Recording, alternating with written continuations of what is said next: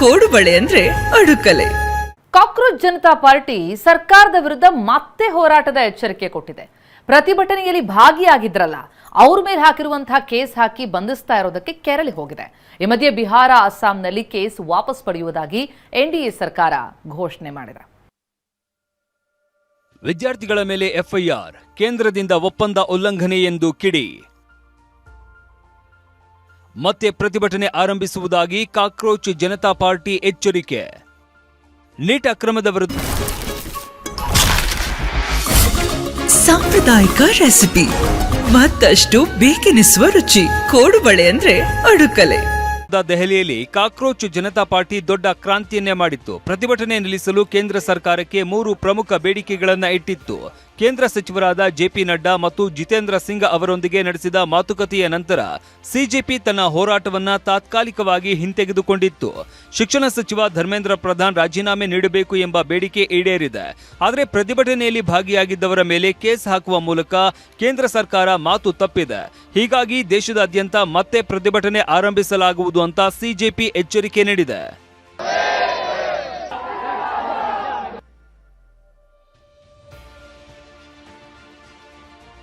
ಲಿಖಿತ ಗ್ಯಾರಂಟಿ ನೀಡಲು 24 ಗಂಟೆಗಳ ಡೆಡ್ಲೈನ್.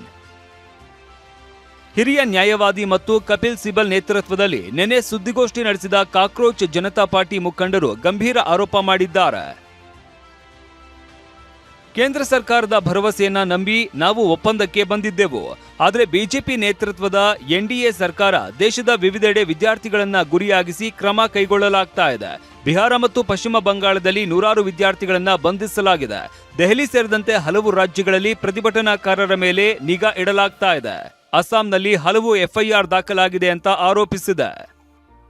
ಜೆಪಿ ನಡ್ಡಾ ಮತ್ತು ಜಿತೇಂದ್ರ ಸಿಂಗ್ ಅವರು ಲಿಖಿತ ಒಪ್ಪಂದವನ್ನ 24 ಗಂಟೆ ಒಳಗೆ ಬಹಿರಂಗಪಡಿಸಬೇಕು ಎಂದು ಡೆಡ್ಲೈನ್ ಕೊಟ್ಟಿದ್ದಾರೆ.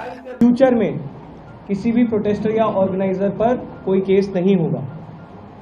अगर कल तक ये रिटर्न एग्रीमेंट सरकार की तरफ से नहीं आता है और जितने भी अलग अलग राज्यों में छात्रों को, युवाओं को, प्रोटेस्टर्स को अरेस्ट किया गया है या डिटेन किया गया है, उन्हें रिलीज नहीं किया जाता है, तो काक्रोच जनता पार्टी फिर से प्रोटेस्ट करने को मजबूर होगी. ಸಿಜೆಪಿ ವಕ್ತಾರ ಸೌರವ್ ದಾಸ್, ನಮ್ಮ ಬೇಡಿಕೆಗಳನ್ನು ತಕ್ಷಣವೇ ಈಡೇರಿಸದಿದ್ದಲ್ಲಿ, ಲಿಖಿತ ರೂಪದ ಪ್ರತಿ ಸಿಗದಿದ್ದರೆ ನಾವು ಮತ್ತೆ ರಸ್ತೆಗೆ ಇಳಿದು ಬೃಹತ್ ಧರಣಿ ಪ್ರತಿಭಟನೆ ಆರಂಭಿಸುತ್ತೇವೆ ಅಂತ ವಾರ್ನಿಂಗ್ ಕೊಟ್ಟಿದ್ದಾರೆ. That if the government of India, the BJP governments, the NDA governments across India do not come good on the commitment that FIRs will be withdrawn and no action will be taken in the future against protesters, then we'll be forced to call for another major round of protests in Delhi very soon. CJP ಕಾನೂನು ಹೋರಾಟಕ್ಕೆ 1 ಕೋಟಿ ನೆರವು ನೀಡಿದ ಸಿಬಲ್. ದೆಹಲಿ ಸೇರಿದಂತೆ ದೇಶದ ಯಾವೆಲ್ಲ ಕಡೆ neat ವಿರುದ್ಧದ ಪ್ರತಿಭಟನೆ ವೇಳೆ ವಿದ್ಯಾರ್ಥಿಗಳ ವಿರುದ್ಧ ಕೇಸ್ ದಾಖಲಿಸಲಾಗಿದೆಯೋ ಆ ಕೇಸ್ಗಳಿಗೆ ಕಾನೂನು ನೆರವು ನೀಡಲು ಕಪಿಲ್ ಸಿಬಲ್ ಮುಂದಾಗಿದ್ದಾರೆ. ಅಲ್ಲದೆ ಇದಕ್ಕಾಗಿ 1 ಕೋಟಿ ರೂಪಾಯಿ ತಮ್ಮ ವೈಯಕ್ತಿಕ ಹಣವನ್ನ ನೀಡೋದಾಗಿ ಕಪಿಲ್ ಸಿಬಲ್ ಘೋಷಿಸಿದ್ದಾರೆ. मैंने कहा कि जहाँ जहाँ भी हिंदुस्तान में, बिहार में हो, आसाम में हो, बंगाल में हो, महाराष्ट्र में हो, जहाँ जहाँ भी पीसफुल प्रोटेस्ट हुए हैं और जहाँ जहाँ छात्रों को टारगेट किया जा रहा है या प्रोटेस्टर्स को टारगेट किया जा रहा है, तो इस संदर्भ में मैंने कहा है कि मैं अपनी ओर से 1 करोड़ रुपया दूंगा. अपनी ओर से 1 करोड़ रुपये दूंगा.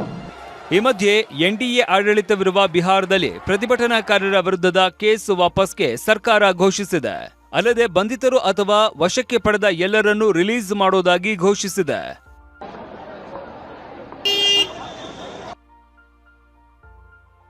ಒಟ್ನಲ್ಲಿ ಎಫ್ಐಆರ್ ವಾಪಸ್ಗೆ ಲಿಖಿತ ಪತ್ರ ಹೊರಡಿಸುವಂತೆ ಕಾಕ್ರೋಚ್ ಜನತಾ ಪಾರ್ಟಿ ಡೆಡ್ಲೈನ್ ಕೊಟ್ಟಿದ್ದು, ಕೇಂದ್ರ ಸರ್ಕಾರ ಇದಕ್ಕೆ ಏನು ಪ್ರತಿಕ್ರಿಯೆ ನೀಡುತ್ತೆ ಅನ್ನೋದೇ ಕುತೂಹಲ.